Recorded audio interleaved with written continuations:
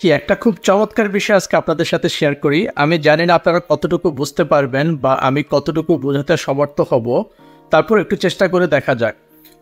এখন আমরা যদি চাইও বাংলাদেশের খোঁজ খবর নিব না বা জানবো না, না চাইলেও অনেক কিছু আমাদের সামনে চলে আসে বা দেখতে হয় বা জানতে হয়। তো একটা বিষয় খুব দৃষ্টিকটু বা খুব বাজে শোনা যায় যখন আমরা দেখি মাঝে মাঝে কেউ কেউ বলছেন যে প্রফেসর ডক্টর ইউনূসের নেতৃত্বে যে অন্তর্বর্তীকালীন সরকারটা গঠিত হয়েছে সেটা তো কোনো নির্বাচিত সরকার না, বা অনেকে সেটাকে বলার চেষ্টা করতেছেন এটা তো একটা তত্ত্বাবধায়ক সরকারের মতো একটা ঠুনকো বা হালকা পাতলা সরকার, এরকম অনেক কিছু। কিন্তু আমাদের কিন্তু আসলে বেশিরভাগ মানুষেরই আমার মনে হয় জানা নেই যে অন্তর্বর্তীকালীন সরকার আসলে কতটা বেশি ক্ষমতাশালী। আপনাদের জ্ঞাতার্থে আমি জানাচ্ছি, অন্তর্বর্তীকালীন সরকার কখন গঠিত হয়?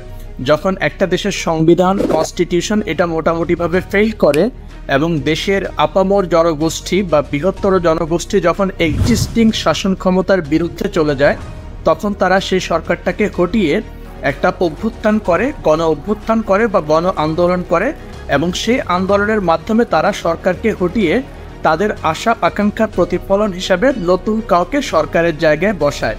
এবার মিলিয়ে দেখেন সেই ঠিক কাজটাই হয়েছে ডক্টর ইউনূসের ক্ষেত্রে। আমাদের যে এক্সিস্টিং সরকার ছিল সেই সরকারকে আমাদের কোমলমতি প্রিয় শিক্ষার্থীরা তাদের আন্দোলনের মাধ্যমে, শান্তিপূর্ণ আন্দোলনের মাধ্যমে তাদের জীবন বিলিয়ে দিয়ে স্যাক্রিফাইস করে তারা একটা গণ অভ্যুত্থান সংগঠন করে এবং সেই গণ অভ্যুত্থানের মাধ্যমে তারা সরকারকে হটিয়ে দিয়ে একটা অন্তর্বর্তীকালীন সরকার প্রফেসর ডক্টর ইউনূসের নেতৃত্বে বসায়। তো এই অন্তর্বর্তীকালীন সরকার তখনই গঠিত হয়, আমি বলেছি, যখন একটা দেশের মানুষ তার যে এক্সিস্টিং স্ট্রাকচার, এক্সিস্টিং কনস্টিটিউশন বা সংবিধান যেটা আছে সেটার প্রতি আর আস্থা রাখতে পারে না, শাসন যন্ত্রের উপর আর বিশ্বাস করতে পারে না, তখন তারা সেই সরকারকে ছুঁড়ে ফেলে দিয়ে নতুন একটা অন্তর্বর্তীকালীন সরকার গঠন করে। এবং এই অন্তর্বর্তীকালীন সরকার গঠন করার মুখ্য উদ্দেশ্য হচ্ছে কিন্তু নির্বাচনের আয়োজন করা না, নির্বাচন আয়োজন করে নতুন আরেকটা দলের হাতে ক্ষমতা দেয়া না। অন্তর্বর্তীকালীন সরকার গঠন করার মুখ্য উদ্দেশ্য হচ্ছে দেশের স্ট্রাকচার ঠিক করা, দেশের কাঠামো, দেশের যে শাসন ব্যবস্থা বা সব কিছুর মধ্যে যে একটা পচন ধরে যায় সেটাকে রিফাইন করে নতুন একটা ব্র্যান্ড নিউ কাঠামো, নতুন একটা ব্র্যান্ড নিউ কান্ট্রি গঠন করা। বাংলাদেশের ইতিহাসে প্রফেসর ডক্টর ইউনূসের আগে কেবলমাত্র আর একজন মানুষ এই অন্তর্বর্তীকালীন সরকারের প্রধান হওয়ার সৌভাগ্য অর্জন করেছিলেন, সেটা হলো শেখ মুজিবুর রহমান। উনি যখন দেশ স্বাধীন হওয়ার পরে, চিন্তা করুন, আমরা ছিলাম পাকিস্তানের সাথে, তো পাকিস্তানের কনস্টিটিউশন, পাকিস্তানের আইন কানুন, সংবিধান আমরা কোনো কিছু আর মানতে রাজি ছিলাম না। সে কারণে আমরা পাকিস্তান ভেঙে নতুন একটা দেশের জন্ম হলো। আর সেই দেশে যখন শেখ মুজিবুর রহমান 1972 সালের জানুয়ারি 10 তারিখে এসে পৌঁছালেন, তখন দেশের আপামর জনতার চাওয়া পাওয়ার প্রতিফলন হিসাবে তিনি অন্তর্বর্তীকালীন সরকারের প্রধান হিসাবে যোগ দিলেন। তো এই অন্তর্বর্তীকালীন সরকারের প্রধানের ক্ষমতা অন্য যে কোনো সরকারের চাইতে অনেক অনেক গুণ বেশি, এবং ক্ষেত্র বিশেষে এটা কোনো নির্বাচনের মাধ্যমে নির্বাচিত সরকারের চাইতেও অনেক বেশি। উদাহরণস্বরূপ আমরা বলতে পারি, ধরুন ফর এক্সাম্পল, বাংলাদেশে একটা নির্বাচন হলো, সেখানে একটা দল 55% ভোট পেল, আর একটা দল 30% বা 15% ভোট পেল। তো যে দলটা সবচেয়ে বেশি পেল 55% ভোট, সেই দলের একজন নেতা হয়ে গেলেন দেশের প্রধানমন্ত্রী বা প্রেসিডেন্ট, আর অন্য দল হয়ে গেল বিরোধী দল। কিন্তু অন্তর্বর্তীকালীন সরকারের ক্ষেত্রে কিন্তু ব্যাপারটা এরকম নয়। নির্বাচিত সরকারের ক্ষেত্রে আপনি একটা নির্দিষ্ট পার্সেন্টেজ পেয়ে সরকার গঠন করতেছেন, আর অন্তর্বর্তীকালীন সরকার গঠিত হচ্ছে দেশের মানুষের গণ আন্দোলন, গণ অভ্যুত্থানের মাধ্যমে।